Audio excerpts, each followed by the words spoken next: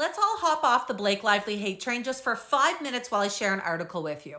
This article was written by a senior editor at Glamour, and it talks about all of the hate that Blake Lively has been getting right now during the Justin Baldoni-Blake Lively saga. The article is written by Stephanie McNeil with Glamour magazine, and she specializes in in-depth analysis and reporting on cultural situations like this. So this is titled, Inside the Blake Lively Hate Campaign, Fueled by Mommy Sleuths. She starts out the article talking about Blake Lively's first press event since December. It was when she went to premiere her new film, Another Simple Favor, at South by Southwest. Now, she starts off saying that despite the drama surrounding the case, Lively's appearance at the festival ultimately was pretty standard stuff. That is, unless you've been obsessively watching videos from the bevy of mostly women content creators who have declared themselves experts in the 37-year-old star's legal battle. If you are, then Lively's appearance in Austin was rife with hidden meaning, clues, and intrigue. Now, she says women content creators here, but there are some men doing this as well, especially Perez Hilton. But one of the biggest women who's doing this is actually the reporter who last year uploaded the video of Blake Lively's interview with her, claiming that it was the reason she wanted to quit. Now, every video she does is all about hating on Blake Lively.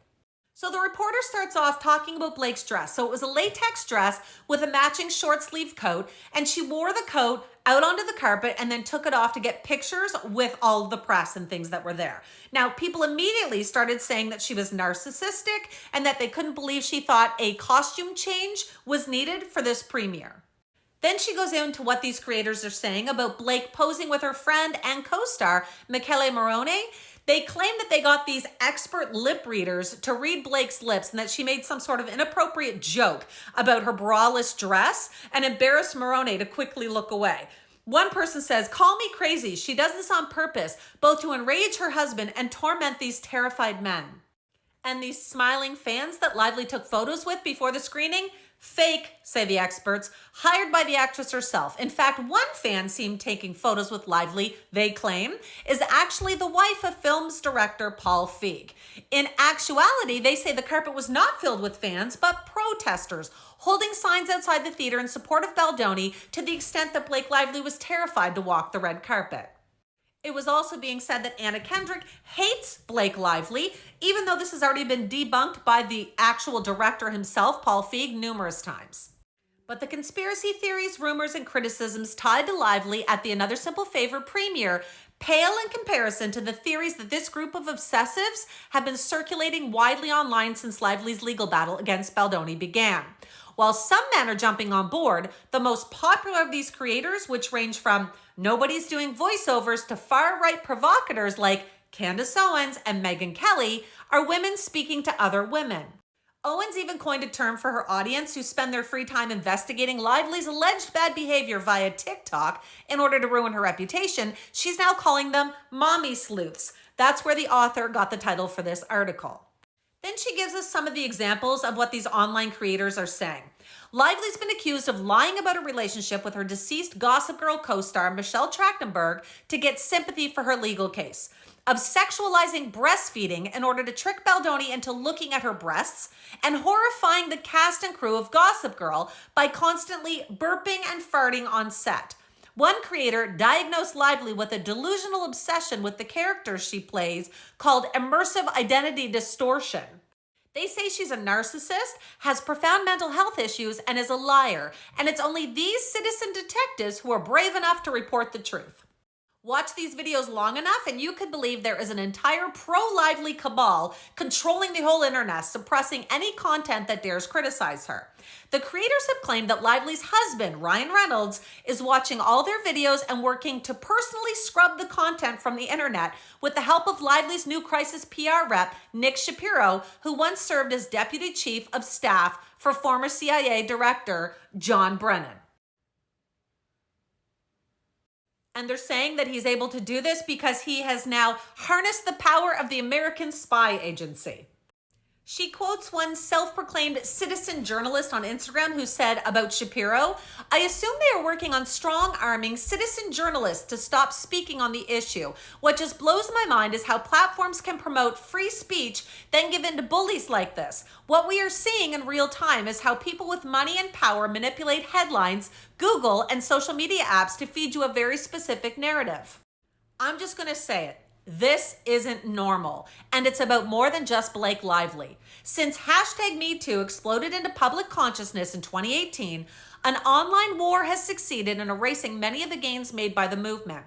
If those against hashtag MeToo can't stop famous women from speaking out against sexual assault, abuse, or harassment, they can, apparently, slowly erode their credibility until they are pariahs, the target of such an unrelenting campaign of hate and misogyny that their public image is incurably damaged. The hardest part of this to swallow is that women, mostly civilians, are the ones falling deepest down this rabbit hole, being convinced by TikTok to turn on one of their own.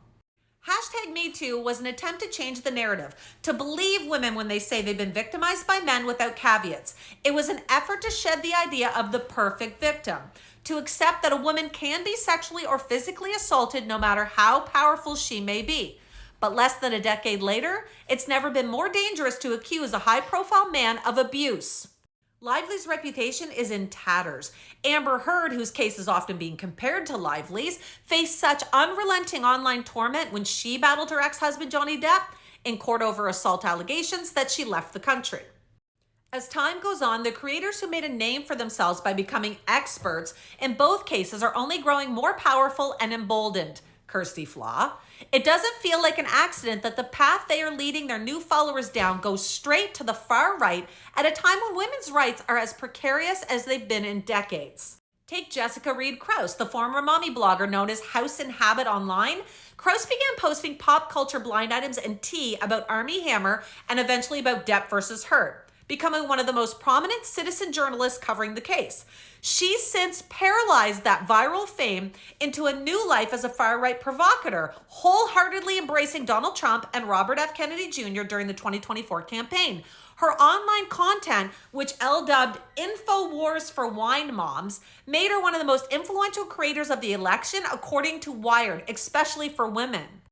Candace Owens, a far-right media personality known for her criticism of hashtag MeToo and Black Lives Matters, is following a similar playbook to Krause. She began covering the Lively versus Baldoni case in January on TikTok, positioning herself as a neutral creator simply interested in the facts of the case, and rebranding herself as a mom and wife concerned about the rise of toxic feminism. Other far-right media personalities are doing the same thing, like Megyn Kelly. Now Owens is moving on to bigger fish. Earlier this month, Owens announced that she's going to be launching a new series that will attempt to exonerate Harvey Weinstein, the Hollywood mogul who became the face of the Me Too movement when he was convicted in 2020. He's currently awaiting a new trial after his conviction was overturned last year. You better pay attention because he's about to be retried, and I can guarantee you will be absolutely shocked as I was, she said, before encouraging TikTokers, citizen journalists, and mommy sleuths to start digging into the 3 journalists who broke the Weinstein story. It would be easy to dismiss the ever-growing hate campaign against Lively as a pet obsession of pop culture aficionados, maybe a little weird, but ultimately just a harmless piece of celebrity gossip.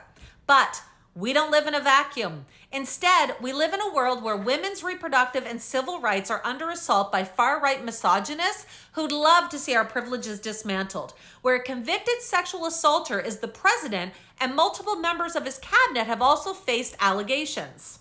This is the same world where a woman, even a powerful actress, faces the complete destruction of her reputation by online mommy sleuths for daring to accuse a man of sexual harassment.